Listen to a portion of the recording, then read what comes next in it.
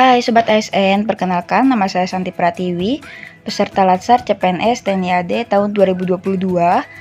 Pada agenda kali ini saya akan membahas mengenai isu instansi berdasarkan perspektif manajemen ASN dan Smart ASN.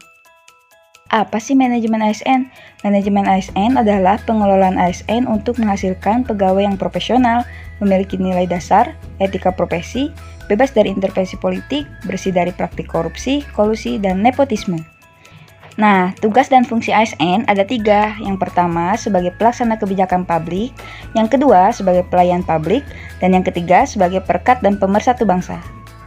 Tugas pertama adalah melaksanakan kebijakan yang dibuat oleh pejabat pembina kepegawaian sesuai dengan ketentuan peraturan perundang-undangan.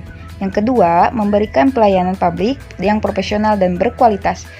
Dan yang ketiga yaitu mempererat persatuan dan kesatuan negara Republik Indonesia. Lalu, apa itu Smart ASN? Smart ASN adalah pegawai dengan kompetensi, kinerja, serta profesionalisme yang tinggi sehingga mampu beradaptasi dan semakin responsif terhadap perubahan dan pencapaian tujuan organisasi. Ada 8 karakteristik Smart ASN, yaitu nasionalisme, integritas, wawasan global, hospitality, networking, penguasaan teknologi informasi, bahasa asing, dan entrepreneurship.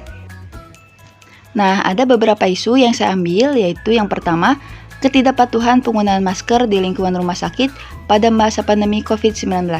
Yang kedua, kurangnya kesadaran mengenai aturan yang berlaku terkait larangan merokok di lingkungan rumah sakit.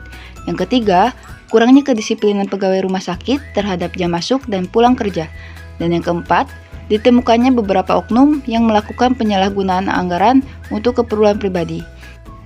Dari 4 isu ini, perspektif Smart ASN-nya adalah ASN tidak berintegritas dan nasionalisme.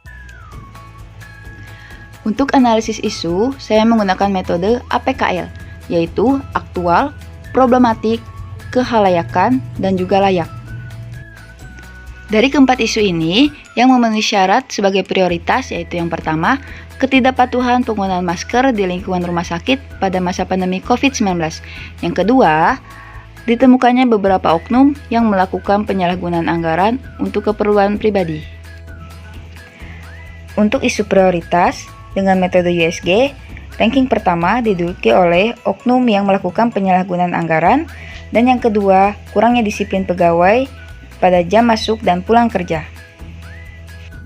Nah, untuk fishbone diagramnya yaitu dipengaruhi oleh individu, aturan, dan juga lingkungan, sehingga maraknya korupsi di lingkungan instansi.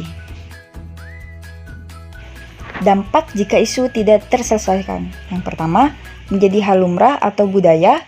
Yang kedua, menjadi citra buruk bagi ASN. Dan yang ketiga, merugikan instansi. Nah, ini nih, gagasan kreatif untuk solusi isu. Yang pertama, melakukan pendidikan dan pelatihan moral. Yang kedua, mengevaluasi dan meningkatkan kesejahteraan pegawai. Dan yang ketiga, menyusun rencana audit. Sekian video singkat mengenai identifikasi isu berdasarkan Smart ASN dan Manajemen ASN. Terima kasih.